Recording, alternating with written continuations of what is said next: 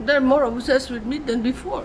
Before they just loved me, but now everybody will say, "Oh, Mom, you are our idol," or what you know where. Almost a quarter of a century after she and her husband, dictator Ferdinand Marcos, were ousted from power in a popular uprising, Imelda Marcos has vowed to make a comeback to Filipino politics. She is running as a candidate for the National Congress in this year's general elections. Talking about democracy, my late husband did not believe in democracy of a popularity contest. Not all that is good is popular, and not all that is popular is good. And democracy is not a leveling ideology that all of us must live 10 feet high, or all of us must have $10 an hour, or all of that. It's like nature. The mountain go this way, that way, and then the wind goes this way, up and down. During her years as First Lady, Imelda Marcos became the second most powerful figure in the regime. Her personal brand of politics and her obsession with luxury and beauty turned her persona into a universal symbol of frivolity. When rebels sacked the presidential palace, they stumbled upon her legendary collection of 3,000 pairs of shoes. I have more shoes now than before because they think I have been deprived of my 3,000 pairs, so I have more shoes now, I'm afraid. Synonymous to shoes. And it has become synonymous to me. He said, "Mrs. Marcos, what do you think about shoes?" I said, "Well, now it's my best defense. Because when the world went to my closet, to Imelda's closet, they did not find skeletons. They find beautiful shoes." And this is a Goya, for instance. This is a Goya? Yeah. And this is a Pissarro. That's a Gauguin. Here, this is a Picasso. It's a shame, you know, that it's a pity, because whatever paintings you have here is a painting that was kept by our servants and maids. In the shanties and the slum areas, they hardly had ceilings, shelter in their homes. One of Imelda's children, Bong Bong, has become one of the most high-profile politicians in the country. The Philippines remains a country where power lies in the hands of a few rich families who bask in privilege and luxury. Meanwhile, almost half the population lives on less than $2 a day.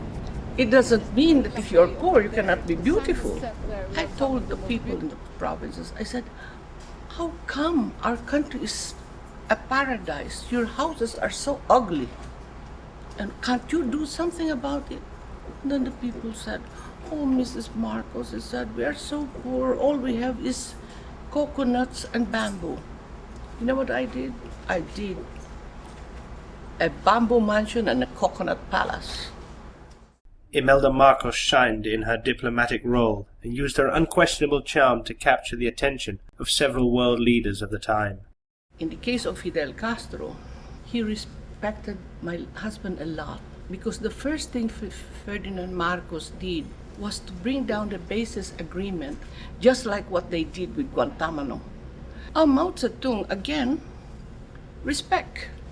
So what I did was, in the Filipino way, we call it mano, to give respect. We take your hand and put it on my forehead.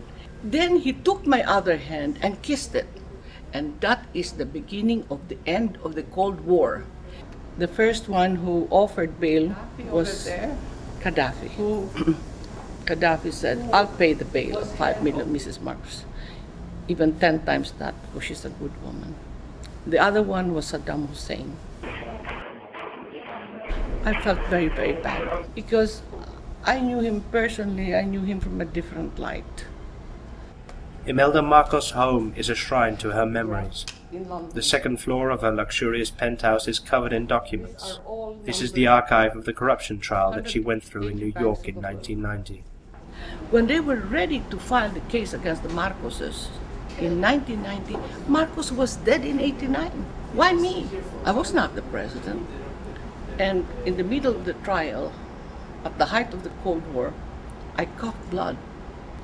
And they were giving me medical severance. Like, stop already, because she might die in court. I said, "No. Give me 1 week to recover. More than life, I value vindication."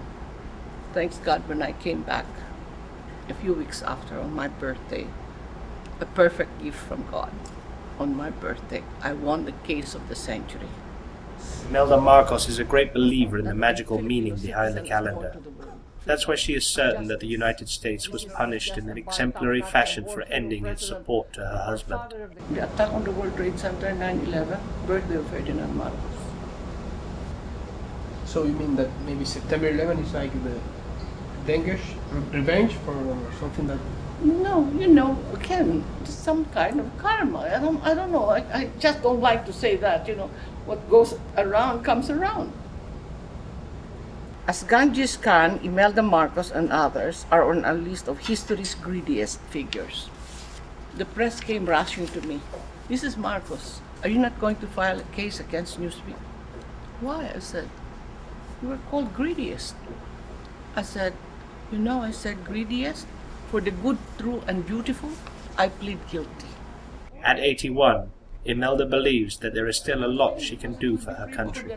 She wants to go down in history as the mother of all Filipinos. At least I'm modest enough to know my limitations, that I only go so far to be First Lady, period, like the rest.